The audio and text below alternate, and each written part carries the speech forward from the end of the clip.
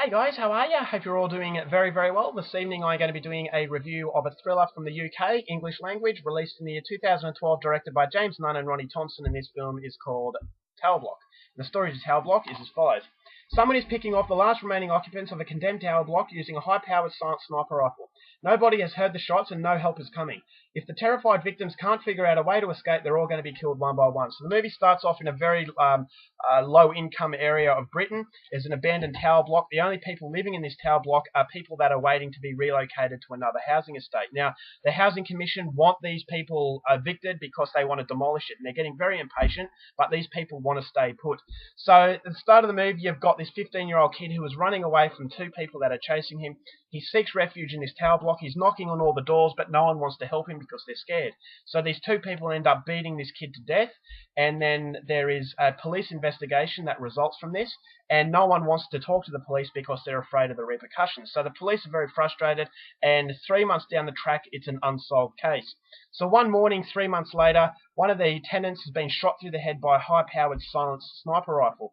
This shocks all the other tenants. There are a few more tenants that have been shot and killed, but the surviving members go into the hallway and they have to try and regroup and find out what the hell is going on. What's going on is that there is a sniper who is picking them off one by one whenever they go near the windows.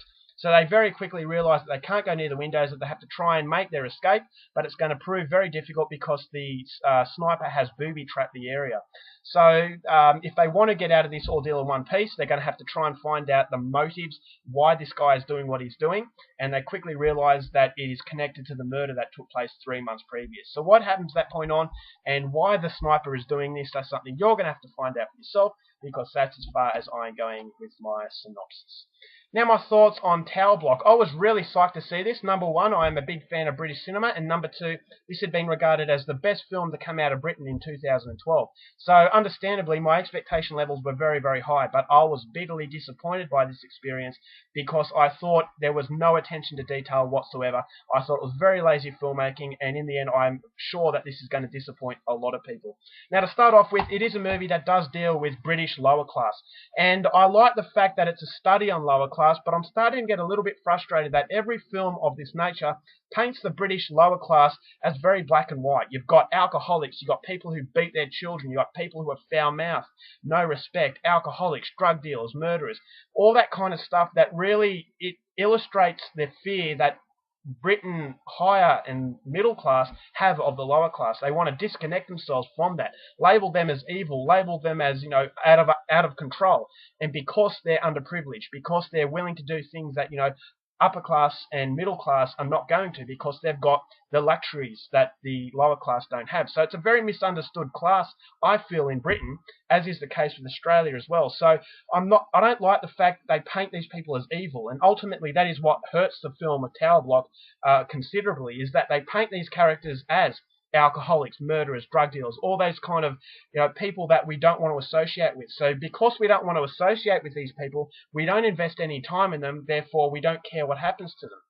So when the suspenseful moments happen, I felt that instead of being scary, it was just tedious because you want to see them die. You don't want to see them get out of it. So half of the fun of these films is connecting to the characters, to walk in these characters' shoes, to like them to the point that you don't want to see them die. So because you don't want to see them die, you're on the edge of your seat because you feel that at any minute something bad could happen. But when you want them to die, you don't care about the anticipation of it happening because it can't happen quick enough, as is the case with this film. I thought the main character very, very selfish, as is the case with everybody else.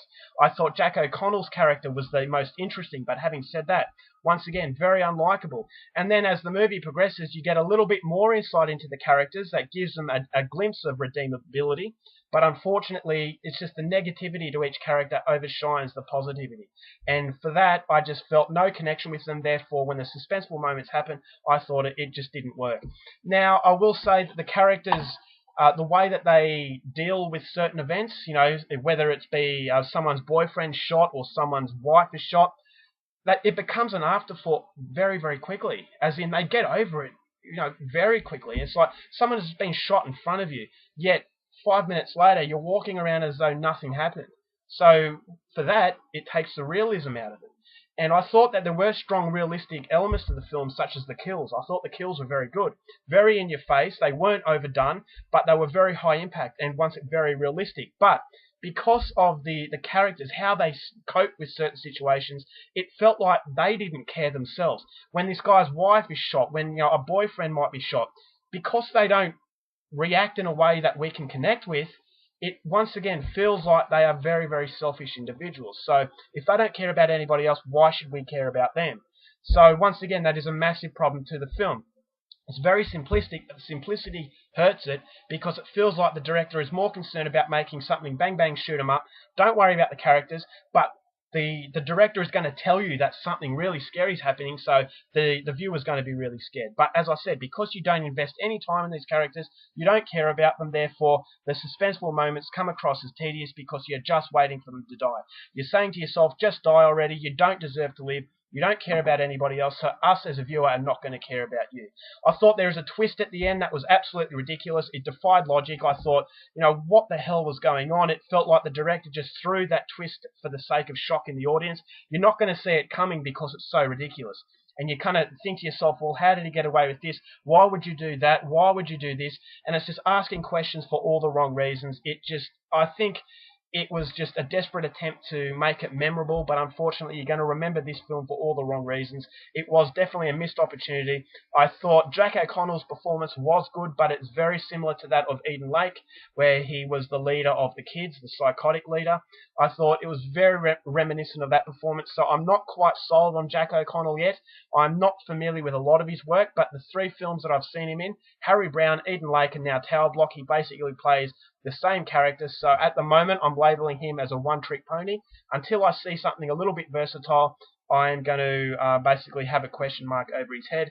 I thought, as I said, the ending was crap, and ultimately what the film is very, very disappointing. So as a result of all that, I didn't like it. I don't agree with the fact that this is the best British film to come out of 2012. I consider it a bit of disappointment, and as a result of all that, I'm only going to give it 1.5 stars. Alright guys, that's my review. Hope you enjoyed it. Till next time, keep watching movies, and I'll see you later.